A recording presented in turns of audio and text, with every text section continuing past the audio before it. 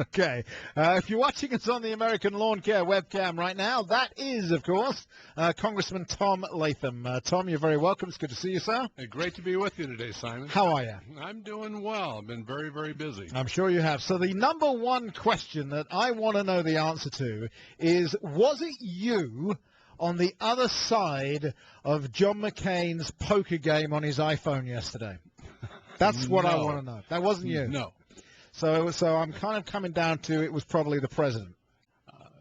It could be. I don't know. I was not involved. Okay. Well, McCain sent out a tweet afterwards saying, "Scandal, caught playing iPhone game at 3+ hour Senate hearing. Worst of all, I lost." That was his actual tweet, word for word his tweet.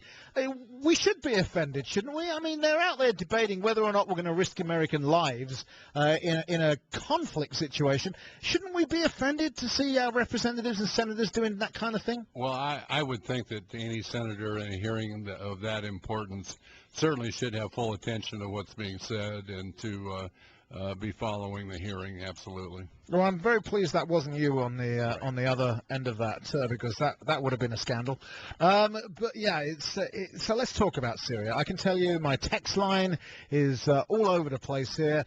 Tell Latham no on Syria. Do you think? Let's see. Why do you think Obama is asking for support from Congress? If Latham votes yes, he's never going to get my vote again, and on and on and on.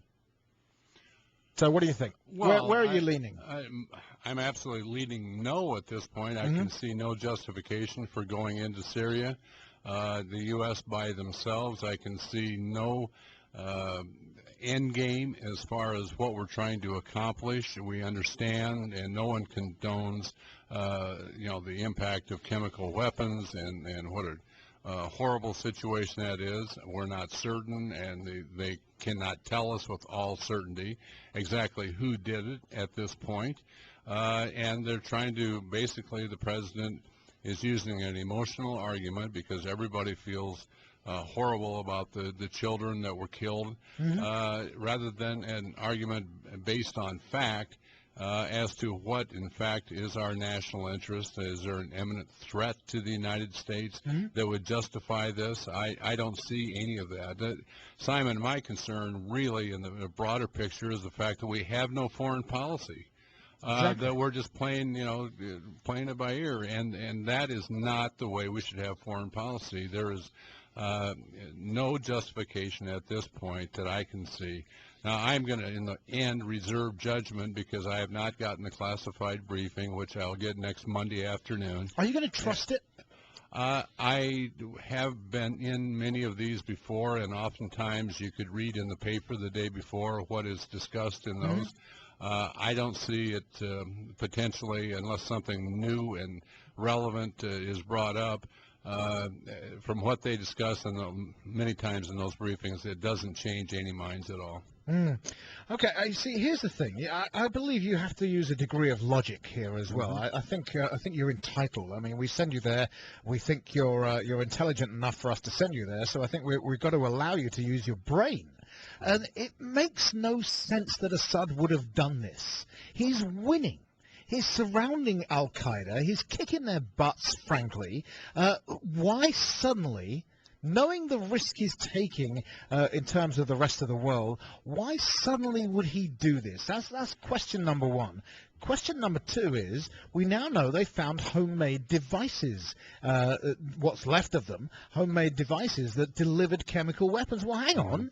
He's got an army. He's got artillery shells. He's got aircraft. He's got helicopters. He doesn't need homemade devices. This, to me, as somebody who lived in the Middle East, who has lots of contacts in the Middle East, this, to me, makes no sense on one level. And on the other level, with the physical evidence that they've already in possession of, it actually tends to lean the other way. And even AP are reporting that this was actually rebels let them off by mistake. Well, I don't think anyone knows for sure. In the unclassified version that they put out, they talk about at the time that the chemical attack happened, that there were missiles going into those neighborhoods, supposedly from the government forces. But no one is certain at this point, and how we can make this kind of judgment without any kind of intelligence on the ground at this point is beyond me. And what we're doing is just inserting ourselves in a civil war. Where is the rest of the world with us? The president said this morning, which I about choked on my coffee, saying that he didn't draw a red line. Yes, And that's exactly what he did, but he's trying to basically pass the buck off now on Congress and anybody else he can, because he doesn't want to take responsibility for his own actions. Will you put those headphones on a second, because I want you to hear something, Congressman. Can you hear? Yes. Yeah, good. Okay, let's go to cut number 1, please, Jenna, if you can manage that for me. We have been very clear to the Assad regime, but also to other players on the ground, that a red line for us is we start seeing a whole bunch of chemical weapons moving around or being utilized. August 2012. Exactly. I mean, he just looked the American people in the eye and lied to us, right? That's what he did this morning. It certainly is a different story this morning than what he said last August. And another thing, Simon, back on March 19th, there was a chemical attack, killed about 24 people. Yep. Apparently, at that point, it was a pink line. No red line. Where was he then? And if, in fact, that was the red line at that point, maybe doing something at that point would have stopped this much larger attack this time, whether it be the rebels or whether the government forces that did this. But the fact of the matter is, we have no policy, we have no ability to lead the world today as we have in the past. And by the way, Secretary of State John Kerry, 8 hours after the president said there was no red line, said, and I quote, "Obama drew a red line on Syria," unquote. Right. Well, and he also talked about having boots on the ground, Yep. which they've said they're not going to do, and then he backtracked on that. And whether or not the Assad was going to be removed or not, is that the purpose of an attack? At first kind of it was, and then it wasn't again. I don't know if anybody knows where this administration is on this issue or general policy. Okay, so you talk about us interfering in a civil war, and of course the last one we interfered with was Libya, and we theoretically rescued the people of Benghazi, who of course thanked us in a way that we know, with the killing of our ambassador and Ty Woods and other Americans as well. And of course now, I was reading yesterday in the British Independent newspaper that Libya is lawless, full of lawlessness, and is now in ruin. Libya has plunged unnoticed into its worst political and economic crisis since the defeat of Gaddafi. A little under 2 years ago, Philip Hammond, the Defence Secretary, that's of Britain, urged British businessmen to begin packing their suitcases and to fly to Libya to share in the reconstruction of the country and exploit an anticipated boom in natural resources. Yet now Libya has almost entirely stopped producing oil as the government has lost control of much of the country to militia fighters. That's Libya. We interfered in that one. Now we're talking about Syria. We of course tried to do it in Egypt, where I guess the nearest we came to it was throwing our friend of 30 plus years under the bus very, very quickly. We have no idea what we're doing in the Middle East. That in itself is really scary, isn't it? Well, it's extraordinarily scary, and I think the prestige that we have lost worldwide. I mean, Putin today from Russia seems like the leader of the world today, because people are siding with him rather than siding with us, and these are our normal allies. Oh, I'm laughing, Congressman, because I am. I actually just said on the show before you came in here, here is a man that's KGB, quite probably tortured prisoners, quite probably, certainly not a very nice man, as near to a Russian dictator as we've seen since communism fell, and he's the smart man in the room, and I'm agreeing with him.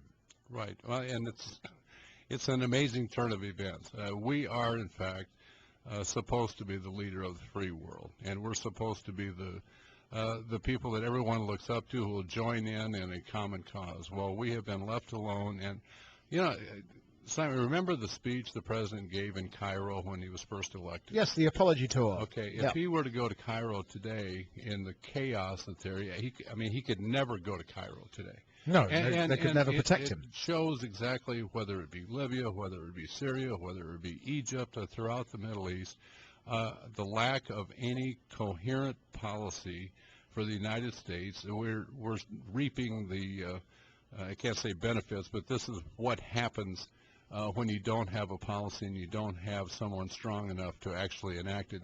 We are in a total reactive mode rather than proactive. This has been a hallmark of this administration through any issue that you want to look at, totally reactive, and with no clear vision of where we want to go, what we need to do, who our allies are, and who to support. So you're leaning heavily no. It sounds like. Oh, absolutely. At this point, there's no question. What's it going to take to move you off that to either full no or maybe yes? Number one, if this attack were to be part of an overall positive foreign policy, if in fact we could see an outcome come from this that would not endanger Israel and Turkey and Jordan, which are our great allies in that region, I'm afraid this attack will have just the opposite effect of what many people believe. And in fact, Hezbollah, which is a great ally of Assad, will in fact, I think, use force against Israel as some type of an attack. That's the point, right? Absolutely. Okay, we're going to talk about what might happen globally. I'm also going to talk about the chairman of the Joint Chiefs in a minute. Right now, we've got to take a quick time out, catch up on the roads with Jim Brown, and then we'll continue our conversation with Congressman Tom Latham here on News Radio 1040 WHO. In studio with Congressman Tom Latham, we're talking Syria. It seems it's going to take a small miracle to get the congressman to vote anything other than no for military action in Syria. If I put words in your mouth just then, Congressman, correct me immediately. I think you've summarized my position correctly. Okay. So yesterday, Chairman of the Joint Chiefs, Joint Chiefs of Staff, General Martin Dempsey, he was being questioned by Senator Bob Corker from Tennessee about our action in Syria. This is just bizarre. Play it, Jenna, please. The answer to whether I support additional support for the moderate opposition is yes. And this authorization will support those activities in addition to responding to the weapons of mass destruction. I don't know how the resolution will evolve, but I support what you're seeking. What is it you're seeking? I can't answer that, what we're seeking. How scared are you now? And that's the problem. I think for the American people, certainly from Iowans that I've talked to doing town hall meetings, I have yet to find someone who supports an attack on Syria for that very reason, that they see no end game, they see no benefit. Why are we going it alone? Why the international community looks at us and basically says, no way am I going with you. Well, when you've got the chairman of the Joint Chiefs saying he doesn't know what the end game is, right. I mean, that's crazy, isn't it? No, I mean crazy. Well, it's the reality, and it is indicative of the purposelessness of our foreign policy. We have no direction, no end game out there. And so why would he be able to articulate one when nothing has been articulated to him as to where we're actually going and what the purpose is? Okay, so here's how it's going to play out. If we attack, I lived there for a year. I know the region. I know lots of people in there. I know people in intelligence in that area as well. If we attack, Assad is absolutely going to lob something at Israel. Iran may or may not do that, but Assad absolutely will do, because Israel will respond. And then he's the Arab leader at war with Israel. He's the regional hero. Why do we not get that? I don't know. I mean, has any policy been well thought out here at all? No. I don't believe so. And this is just another indication. And like you said, either Assad himself is going to do it, or I believe his allies, Iran or Hezbollah, which is basically at war with Israel right now. One of those is going to respond, and it's not. It could easily escalate a major conflict throughout the whole region. Let me ask you very, very briefly to enter the prediction world. Very briefly, is he going to get the authorization from Congress? I don't believe if the vote was today that he would get the authorization, and Okay. there's going to be a lot of arm twisting from the administration. Two more very quick things on the text line. Someone said, Congressman, vote hell no, not just no. And I've got one final question for you. We're trying to drum up support to get the U.S. Air Force to allow the 132nd Flight Wing to do a final flyover at Iowa ISU. Can we get your support on that? Absolutely. I'm going to be out there Saturday, and I'll talk to him. Excellent. Thank you very much, Congressman Tom Latham. We appreciate it. The music's playing.